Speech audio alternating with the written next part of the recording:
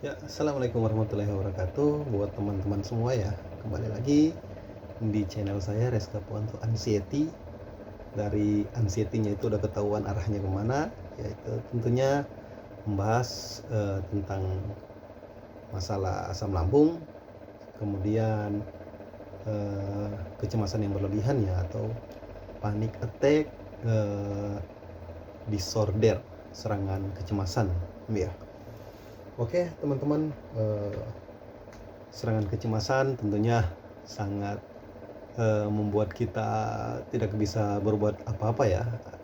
Mau gini, mau melakukan itu pun sangat terbatas, karena ketika mau melangkah aja kepikiran sedikit itu bisa langsung men-trigger ya. Kita bisa langsung, perasaan cemas itu entah diundang pun dia langsung datang begitu saja ya. Seperti kayak, kalau bisa kita katakan, dia seperti kayak sesuatu yang menakutkan, kemudian berada menari-nari di atas kepala, mengatakan jangan gini, jangan gitu, jangan gini, disertai dengan perasaan rasa cemas yang tinggi, cemas yang susah dikontrol, bisa human error.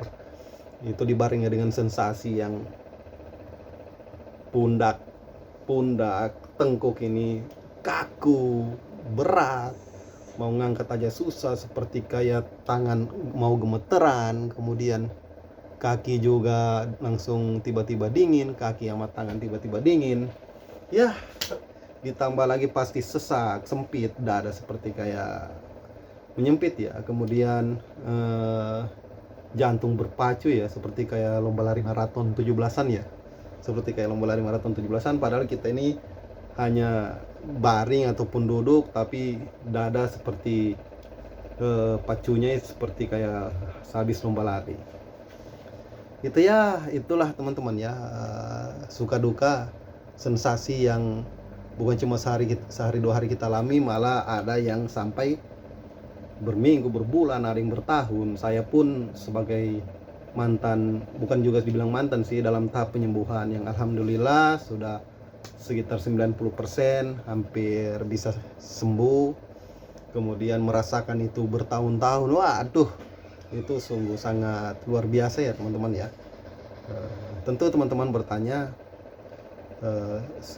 Bang, kira-kira sampai sedetik ini, kira-kira apa yang abang bisa, apa aja yang abang lakukan, apa aja yang abang buat sehingga bisa sampai ke tahap ini ya. Di sini saya akan sharing-sharing sedikit buat teman-teman semua. Awalnya itu karena mungkin kalau saya yang pola makan yang agak berantakan, kemudian pekerjaan juga, banyak pekerjaan. Saya tipenya orang yang buru-buru pada saat itu, mau melakukan sesuatu itu instan.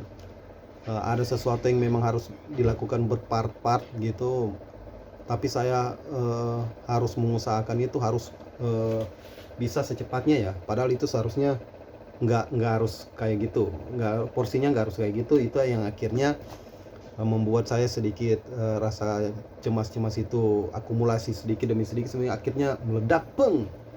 Ketika meledak ya, jadilah panic attack tadi, seperti yang saya jelaskan, serangan seperti itu ya. Dan itu terjadi berulang-ulang, yang akhirnya saya menjadikan itu sebuah habit baru dalam pikiran, yang membuat saya terjebak dan sulit untuk keluar dari anxiety disorder tadi. Seperti itu ya teman-teman ya. Akhirnya setelah dari situ saya coba mengontrol, di sebelumnya juga di lambung juga ada. Sebelum di kecemasan itu mulai datang, akhirnya meledak anxiety-nya itu, di lambung juga ada. Saya sering sakit mah karena kebiasaan pola makan yang makannya pedas.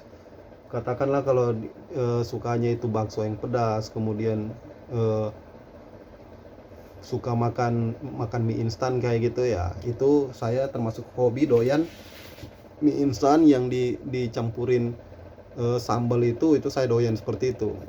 Sudah makan yang terlambat, nggak teratur makannya, makan seperti itu ya. Itu akhirnya 2 paket itu yang akhirnya membuat saya harus masuk menarik diri ya. Menarik diri, nggak bisa melakukan apa-apa, semua serba takut, kecemasan tadi. Setelah beberapa tahun terkena seperti itu, saya mulai berpikir banyak hal yang harus saya rubah, terutama pola makan yang harus saya rubah, kemudian pola pikir juga saya harus rubah. Sesuatu yang dalam kontrol saya, oke lah, itu yang bisa saya kontrol, tapi kemudian sesuatu yang di luar kontrol saya itu yang harus saya toleransi ya, nggak bisa saya paksakan. Itu yang harus, intinya lebih banyak sabar ya, lebih banyak sabar, lebih banyak mengukur diri sejauh apa kemampuan, seperti itu. Akhirnya perlahan-lahan saya lebih menikmati itu, akhirnya membuat mental saya yang semakin sehat, semakin baik, akhirnya semuanya bisa nyaman ya, bisa tenang, bisa melakukan hal-hal yang saya inginkan itu tanpa ada perasaan was-was, tanpa ada perasaan takut, tanpa ada perasaan ini. Makan pun menjadi nikmat, makan pun menjadi merasakan bahwa wah, inilah nikmat makan apapun itu, di luar dari yang makanan yang nggak bisa bermasalah buat lambung saya, itu nikmat saya makannya. Saya memakan sesuatu, saya nggak milih-milih ya, makanya saya nggak milih-milih. Saat ini ketika sudah detik ini, saya makan apa yang saya makan. Ketika yang saya makan itu nggak menimbulkan sensasi pada diri saya, itu saya makan gitu. Tapi risetnya nggak ketika saya makan ini, ada makanan ketika saya makan setengah jam kemudian itu saya langsung kena. Katakanlah saya sebutkan ya, ketika saya makan kayak makan soto yang pedas gitu, kayak makan bakso atau kayak makan nasi goreng, itu tipe-tipe makanan yang ketika saya makan itu langsung kes ya, setengah jam kemudian itu langsung kes. Itu langsung saya merasakan begah, rasa tidak nyaman, naik ke atas gitu, mulai sesak, kayak itu makanan itu. Jadi umumnya sih saya makan semuanya, tapi ada beberapa makanan yang ketika saya makan juga tidak menimbulkan sensasi itu tetap saya makan. Kayak saya tahu ikan bakar yang tetap pakai sambal, tapi sambalnya tipis-tipis buat sampai di pengecap lidah saja, itu saya makan, itu aman. Banyak makanan yang bisa saya makan, sayur-sayur pun gitu. Jadi kayak gitu. Untuk sekarang pola makan saya seperti itu, saya makan apa saja, tapi ketika menimbulkan sensasi itu saya nggak makan lagi. Kemudian kalau pola pikirnya saya melakukan sesuatu yang saya mampu. Saya mengukur, oh ini saya bisa sebatas ini.